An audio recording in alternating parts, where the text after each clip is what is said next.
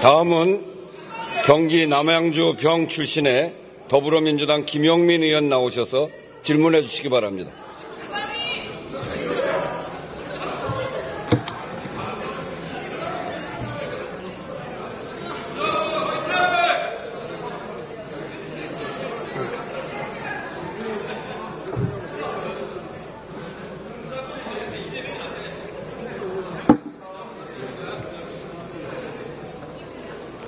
존경하는 국민 여러분, 남양주병 김영민 의원입니다. 지난 12월 2일 밤 국민 여러분 무엇을 했는지 혹시 기억나십니까? 그러면 12월 3일 밤은 무엇을 했는지 기억나십니까? 맞습니다. 우리는 12월 2일은 기억 못해도 12월 3일 밤은 다 기억하고 있습니다. 그게 온 국민들에게는 공포와 트라우마로 남아 있습니다.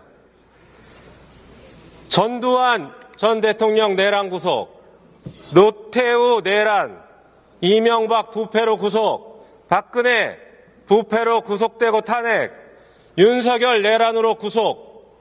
이게 국민의힘의 성적표입니다. 연속 5번의 대통령이 구속됐습니다.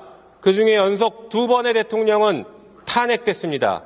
이게 국민의힘 성적표입니다. 잘 기억하시기 바랍니다.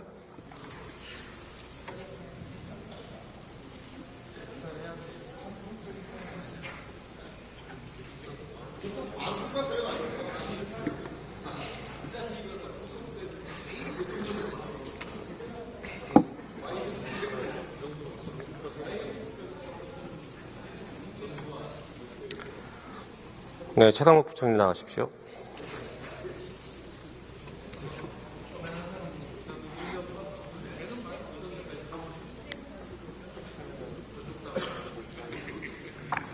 (12월 2일) 밤 뭐 하셨습니까? 네, 기억을 잘 못하고 있습니다. 12월 3일 밤 뭐 하셨습니까? 여러분이 아시는 상황입니다. 그날은. 계엄 직전에 뭐 하셨습니까? 계엄 직전에 저녁을 먹고 있었습니다. 네, 누구랑 먹었는지 기억하세요? 네. 저녁은 친구랑 먹었습니다. 네. 다 전 국민이 똑같습니다. 12월 2일은 기억 못해요. 이게 지금 부총리가 몸담고 있는 정권이 만든 짓입니다. 전 국민에게 이렇게 큰 공포와 트라우마를 심어줬습니다. 그날을 다 기억합니다. 모두가 기억합니다. 자, 지금 경제부총리이지 않습니까? 네. 네. 대통령 권한대행 순위로는 몇이죠? 저는 대통령 권한대행 순위는 몇 번째냐고요? 제가 2번째입니다. 네. 네. 수많은 장관들이 있음에도 불구하고 왜 2번째라고 생각하세요? 뭐 중요한 책무를 갖고 있으니까 열심히 하라는 뜻으로 알고 있습니다. 개인 최상목을 여쭤보는 게 아닙니다. 왜 경제부총리가 2번째죠? 그러니까 경제부총리가 그 자리 자체가 중요한 책무니까 책무라는 얘기로 말씀드리는 겁니다. 왜 중요한 책무라고 생각하십니까? 경제와 민생이 국민들한테 중요하기 때문입니다. 네, 대한민국이 정말 그만큼 경제를 중요시 생각한다라는 것을 헌법과 법률에 정해둔 것이라고 봐야겠죠? 네, 그렇습니다. 12월 3일 내란 비상계엄 선포 이후에 경제 상황 어떻게 됐는지 한번 브리핑해 주십시오, 국민들께. 12월에 정치적 불확실성이 확대됐습니다. 네, 그로 인해서 경제에는 굉장히 부정적인 영향이 커졌고요. 네, 그래서 그렇게 하면서 저희가 또 지금 글로벌 통상의 불확실성이 커진 그걸 더해져가지고 그런 부분들이 지금 경제나 민생에 있어서 굉장히 어렵습니다. 그래서 정부를 대표해서 국민 여러분께 송구스럽습니다. 다만 지금 현재의 경제 상황은 아까 말씀드린 정치적 불확실성에 더해서 우리가 글로벌 금융위기 이후에 후유증으로 고금리 고물가가 지속되고 있어서 민생이 어려웠습니다. 그 부분과 그 다음에 여러 가지 구조적인 이유들, 우리 주력 산업의 어려움, 이런 부분들까지 포함해서 이 모든 것들이 같이 지금 우리 경제를 짓누르고 있어서 굉장히 어렵습니다. 그래서 정부는 이런 상황에서 아까 말씀드린 것처럼 우리의 대외 신인도를 사수하고 그 다음에 경제와 민생, 그 다음에 우리 주력 산업의 생존 전략을 모색하는 데 좀 총력을 다하고 있습니다. 환율은 어떻게 됐습니까? 계엄 선포 이후에.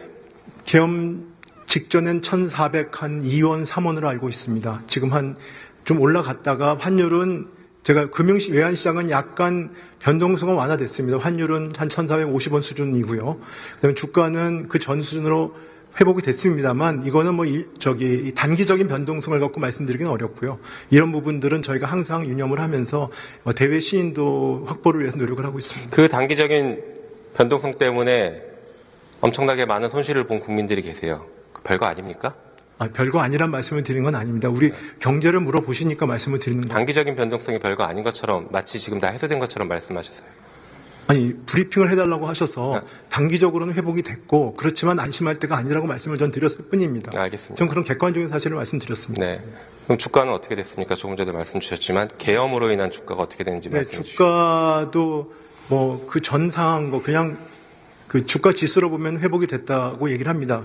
그렇지만 이 모든 것들은 저희가 최근에 피치라고 하는 신용평가사에서 우리나라 신용평가를 가장 역사가 높은 등급을 유지하고 있는데 그대로 유지를 했습니다.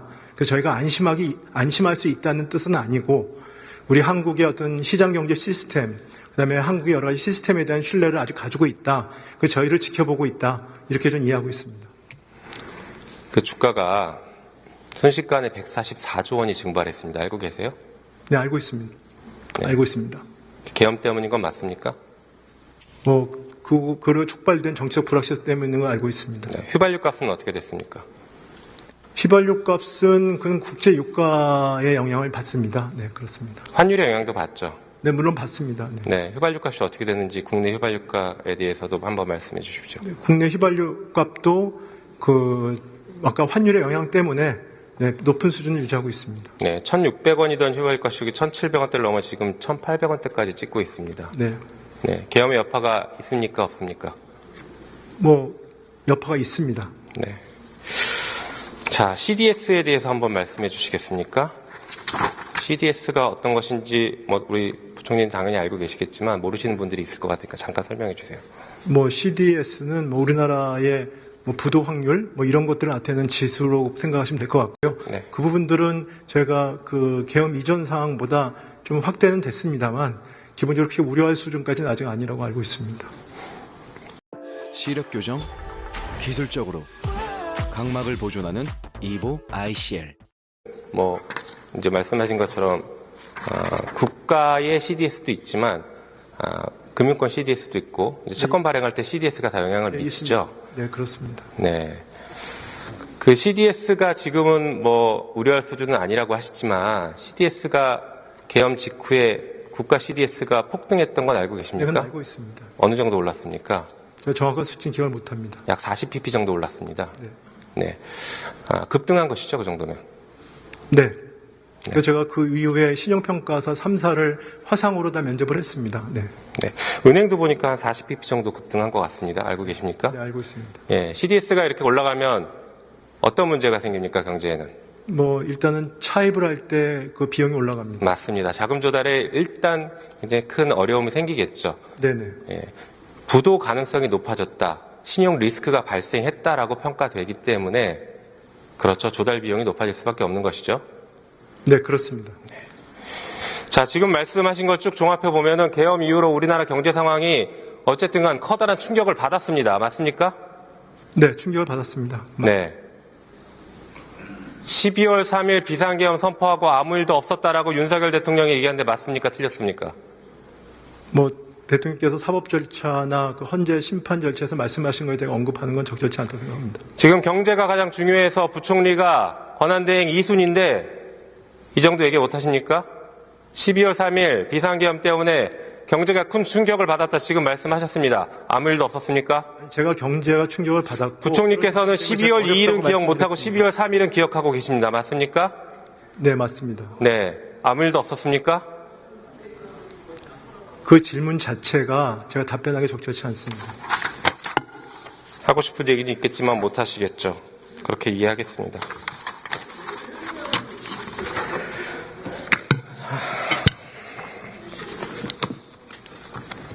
자, 12월 3일 얘기를 좀 더 해보겠습니다. 자, 부총리는 21시 55분경 용산에 도착했다라고 답변하신 것 같아요. 그 상황 한번 말씀해 주십시오. 네, 용산으로 들어오라는 연락을 받고 누구한테 받았습니까? 당시에 부속실장이 연락을 했습니다. 네. 그래서 저는 어떤 이유인지는 모르고 네. 집에 있었기 때문에 사복 차림으로 9시 갔더니 도착 시간이 한 그 정도 됐어요. 9시 55분쯤 됐습니다. 네. 그 이후에 발생한 얘기를 간략하게 한번 말씀 주십시오. 그 이후에 도착해서 대접견실을 들어가니까 모두들 몇 분 계셨는데 상당히 걱정이 많은 표정으로 계셨습니다. 그래서 왜 오늘 모였냐고 물어보니까 비상계엄이 지금 예정이 되어 있다 말씀이 들어서 제가 뭐 예상 당연히 하지 못했던 상황이고 너무 초현실적이라서 그 대통령 그러니까 집무실로 들어가서 저랑 몇 사람이 들어가서 대통령께 뭐 경제나 대외 시인도에 미치는 아주 부정적 영향이 크기 때문에 상당히 강하게 반대 의견을 말씀을 드렸었습니다. 네, 그렇지만 하여튼 그게 성사가 안 되고 다시 나와서 뭐 바로 직후에 계엄이 발표가 된 그런 상황입니다. 그러면 대통령실의 이제 5층 집무실을 말씀하시는 건가요? 네, 그렇습니다. 누구 가셨어요? 제가 정확히 기억이 안 납니다. 왜냐하면 들어갔는데 저를 따라서 두 분 정도 들어왔는데요. 정확히 기억이 안 납니다. 당시 상황은 대통령이 장관들을 1대1로 설득하는 상황이었다라고 하는데 맞습니까? 그거는 큰 틀에서 제가 가니까 몇 분이 앉아 계셨고요. 아마 한 명씩 오면은 이제 그 사람들한테 얘기를 하는 그런 거였는지 모르겠습니다만 하여튼 전 제가 들어갔습니다. 대통령 집무실은 국무회의를 하는 장소는 아니죠?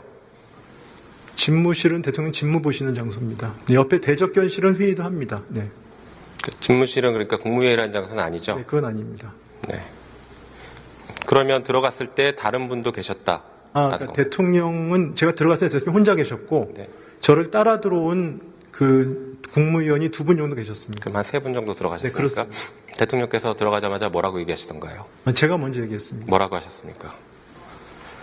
뭐 비상계엄을 하신다는 제가 정확히 워딩은 기억은 안 납니다만 네, 아까 취지만이라도? 네, 큰 틀에서는 제가 비상계엄을 하시면 안 된다라고 말씀을 드렸습니다. 뭐라고 하시던가요? 제가 경제를 담당하는 장관이기 때문에 경제나 대외 신도에 엄청난 타격을 줄 수 있기 때문에 그건 안 됩니다라고 말씀을 드렸습니다. 아니, 대통령이 뭐라고 답하시던가요? 워딩은 정확히 기억이 안 납니다만 제가 검찰에나 경찰에도 말씀을 드렸기 때문에 돌이킬 수 없다 이런 정도의 취지의 말씀을 하셨습니다. 왜 계엄을 선포한다고 하던가요? 그런 말씀은 전 그 자리에서 못 들었습니다. 못 들었어요? 네. 그러면 계엄을 하는 논의가 아니라 통보의 자리였습니까? 글쎄 큰 틀에서 그 자리를 어떻게 보실지는 많은 분들이 판단하시면 될 것 같고. 논의를 했으니까 통보를 받은 겁니까? 네, 저는 아까도 말씀드렸듯이 직전에 갔기 때문에 그렇게 그런 자리에 제가 참여하지 못했습니다. 통보를 받으신 거예요? 통보를 받았다는 표현이 하여튼 그 상황을 알게 됐다 이렇게 말씀드립니다. 들어가서. 법대 나오시지 않았습니까? 네, 맞습니다. 네. 정확한 용어를 좀 구사해 주시면 좋겠어요. 워딩이 정확히 기억 안 나는 건 누구나 그럴 수 있습니다. 네. 하지만 그날 발생했던 일에 대해서 국민들 앞에서 말씀하실 때에는 그래도 법을 공부하신 분답게 좀 정확한 표현을 써주시는 게 좋을 것 같아요. 통보라고 봐야 되지 않습니까? 논의는 못했죠? 논의는 아니었건 분명합니다. 네. 자, 계엄 지시 문건 알고 계시죠? 네. 한번 보여주실까요? 저 문건입니다. 기획재정부 장관. 이 문건 받은 경로가 어떻게 됐는지 몇 번 말씀하셨지만 계속 진술이 좀 다른 것 같습니다. 지금 이 자리에서 정확하게 정리 한번 해주십시오. 어떻게 받았는지. 저는 같이 진술했다고 생각하는데 좀 다르면 다시 한번 확인을 드리겠습니다. 네, 저거는 제가 대통령실에서 나오기 직전에 어떤 실무자를 통해서 접혀 있는 상태의 쪽지를 받은 상황입니다. 네, 그렇습니다. 그렇게 간단한 상황은 아니었던 것 같습니다. 처음에 이렇게 얘기했어요. 대통령이 들어가시다 갑자기 저한테 참고하라고 종이를 접어서 접은 종이를 주셨습니다. 대통령이 직접 줬다라고 처음에 진술했습니다. 그 바로 뒷질문에 알고 있습니다. 네, 고민정 의원실인데 그 뒤에 제가 그거는 정확히 보는 경로를 말씀드린 거고요. 네, 그래서 다시 한번 말씀을 드리면 제가 대통령실에서 나오기 직전이니까 대통령께서 대접견실에서 집무실 들어가시기 직전에 저에게 참고하라는 취지로 그 말씀이 계셨고, 그 다음에 그 부분들을 그러니까 옆에 있는 누군가가 저한테 그 쪽지를 전달해 준 것입니다. 그러니까 대통령에게 받은 게 맞네요. 뭐 직접 받은 건 아니면 대통령이 있는 자리에서 제가 받은 건 맞습니다. 대통령이 옆 사람한테 주라고 해서 줬으면 대통령이 준 게 아닙니까, 그게? 아니, 그러니까 저는 상황을 설명을 정확히 드리는 거 아니겠습니까? 네. 네. 그러면 어쨌든 대통령이 옆에 누군가에게 주라고 해서 그 종이를 받은 건 분명하죠. 네, 그렇습니다. 그런데 왜 윤석열 대통령은 헌법재판소에서 준 적이 없다고 합니까? 제가 그건 알 수 없는 상황입니다. 제가 그 부분은 알 수 없는 상황 아니겠습니까? 네. 네. 김용현 국방부 장관, 전 국방부 장관은 자신이 작성해서 자기가 실무진을 통해 줬다라고 하는데 맞습니까? 그것도 저는 알지 못합니다. 저는 그 자리, 일단 전 실무자한테 받았기 때문에 누가 작성했는지 제가 알 수 없는 상황입니다. 네. 알지 못하는 게 아니라 지금 제 얘기는 윤석열 대통령은 준 적이 없다고 얘기하는 것은 거짓말이고 김용현은 자기가 작성해서 대통령이 알 수 없는 상황에서 실무진을 통해서 줬다라고 하는 것 역시 지금 부총리의 진술대로면 거짓말이지 않냐 그걸 묻는 겁니다. 네, 제가 판단하기 어려운 상황인 것 같습니다. 네. 그건 국민들께서 판단하시는 것으로 하겠습니다. 자, 이렇게 얘기하셨어요. 대통령이 제 이름을 부르시더니 저를 보시더니 참고자료 이것 참고하라고 하니까 옆에 누군가가 줬다 이렇게 얘기했습니다. 네. 그때 이름 불렀습니까? 제 직책을 불렀습니다. 근데 왜 이름을 불렀다라고 말씀하십니까? 제가 그거를 이름이라고. 혹시 부총리께서 이름이 경제부총리입니까? 아니요, 기획재정부 장관이라 불렀다고 제가 분명히. 기획재정부 뒤에, 장관입니까? 그 뒤에 제가 기획재정부 장관 이렇게 부르시더니 라는 말씀을 제가 드린 것 같은데. 근데 왜 이름을 불렀다라고 돼 있을까요? 그렇게 말씀하셨을까요, 처음에? 모르겠습니다. 제가 그 단어를 그렇게 기획재정부 장관은 제 직책인데 글쎄요. 네. 평소에 대통령이 뭐라고 부르십니까? 기재부 장관 아니면 부총리 이렇게 불렀습니다. 네. 이름을 부른 적은 없습니까? 아주 가끔 사석 자리에서는 한두 번 부른 적은 있지만 평소에 이렇게 이름을 부르진 않습니다. 네. 이날도 이름 불렀을 수도 있겠네요. 아닙니다. 그건 아닙니다. 그 자리에서는 이름을 부르지 않으셨습니다. 2024년 정부 예비비 불용액이 얼마입니까? 예비 불용액이 한 2조, 제가 좀 2조 얼마 정도 제가 언뜻 생각이 나. 맞습니다. 2조 5천억입니다. 네네. 2024년 국회 예산은 얼마인지 아십니까? 24년이요? 네, 작년. 작년이요? 제가 올해가 673조니. 아니, 국회. 네, 올해요? 국회. 아, 국회? 네. 아, 국회 예산 잘 모르겠습니다. 잘 모르시죠? 네네. 편성은 하지만 잘 모르시죠? 네네. 네, 작년은 7,600억 정도였습니다. 네. 네, 아까 문건 다시 한번 보여주시죠.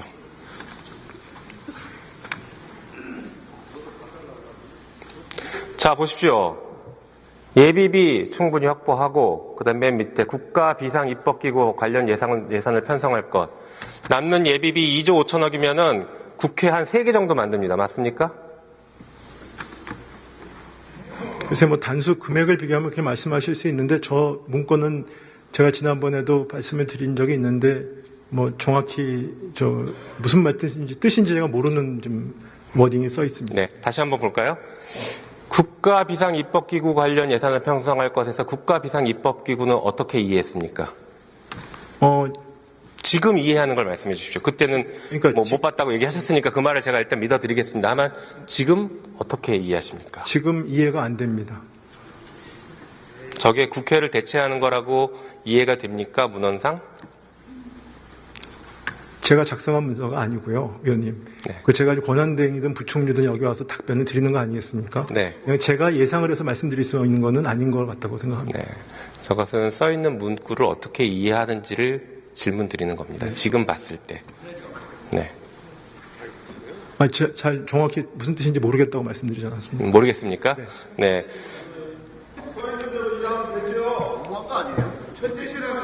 대한민국 대통령을 대행하고 계신 분이 저걸 이해를 못하고 계신다니까 이 국난을 어떻게 헤쳐나갈지 진짜 참 걱정이 너무 큽니다. 국민들께서도 그렇게 생각하실 것 같습니다. 잠깐 들어가시고 금융위원장 잠깐 나오시겠습니까?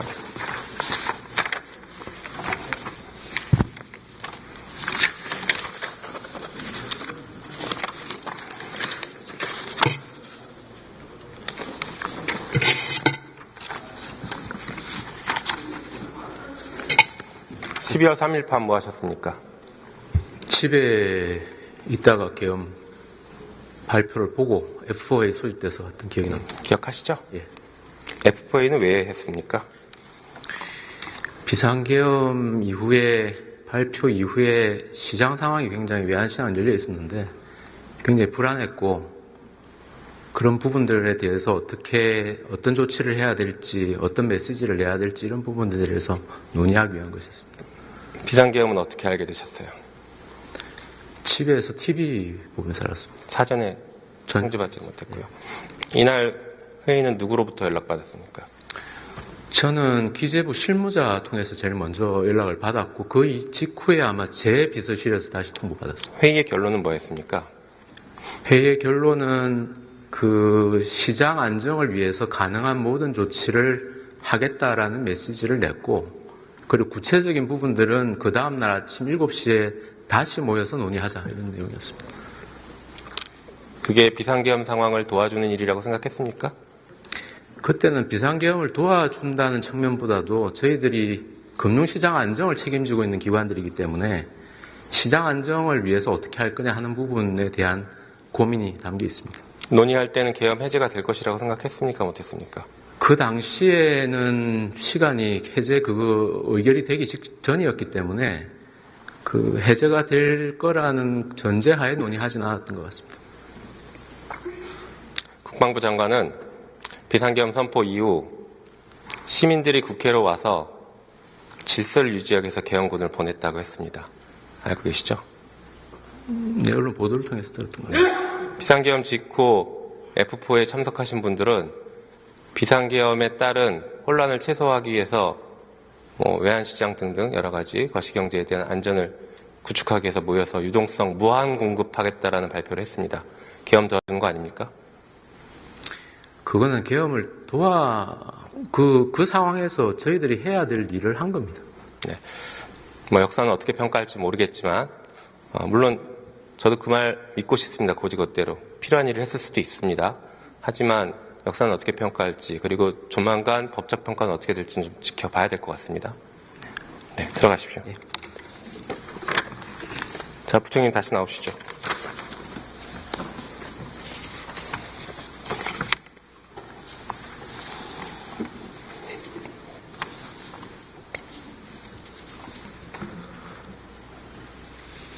일단 대통령 공소장 한번 보실까요?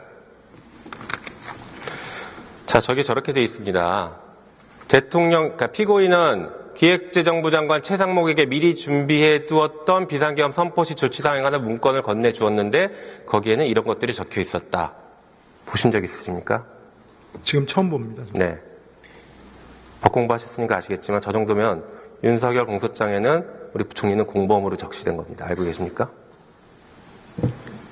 글쎄 제가 판단할 위치에 있지 않습니다. 네. 그래서 그런지 계엄을 수습하기 위한 정부의 조치에 대해서는 손을 놓고 오히려 방해하고 있습니다. 지금 특검법 계속 거부하고 있고 상설특검은 우리가 지난 12월 10일 날 209명이 찬성해서 표결했는데 왜 아직까지도 지금 오늘이 65일째인데 왜 아직까지도 임명 의뢰하지 않습니까? 제가 대행을 맡아서 보고를 받기로는 상설특검 관련된 국회 규칙에 대해서 헌법과 법률에 맞는지에 대한 지금 검토가 필요하다. 그래서 지금 저희가 숙고를 하고 있습니다. 그러니까 공범이라고 얘기하는 겁니다. 내란을 지금 옹호하고 내란을 지금 확산시키려고 온 힘을 다하고 있지 않습니까? 글쎄 그렇게 말씀하시면 저 공소장이 조만간에 최상목으로 변경될 수도 있습니다.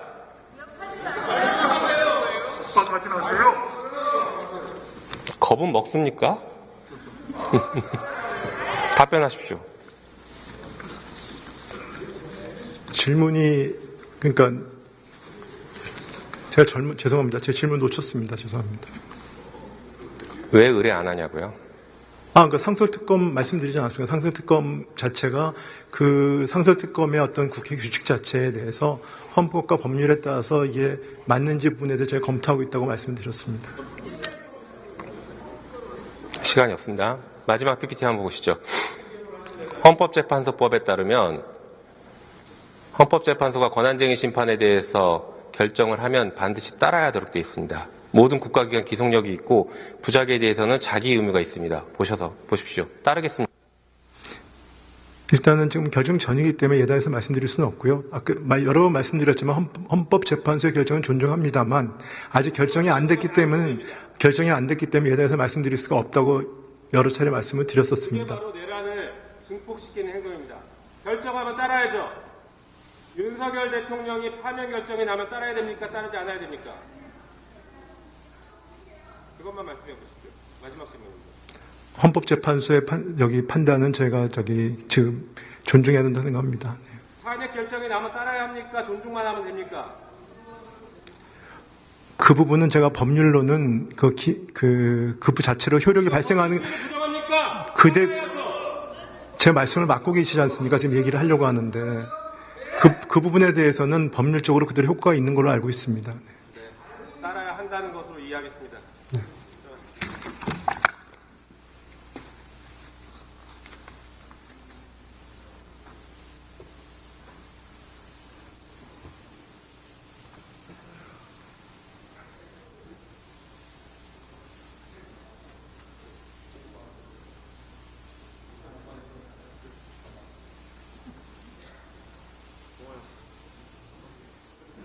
내란의 진짜 목적은 장기집권입니다. 국회 입법 폭순이 탄핵이니 예산이니 다 새빨간 거짓말입니다. 윤석열은 장기집권을 위해서 내란을 저지른 것입니다. 이것은 어떠한 일이 있어도 바뀌지 않는다는 것을 분명하게 말씀드리겠습니다. 경청해 주셔서 감사합니다.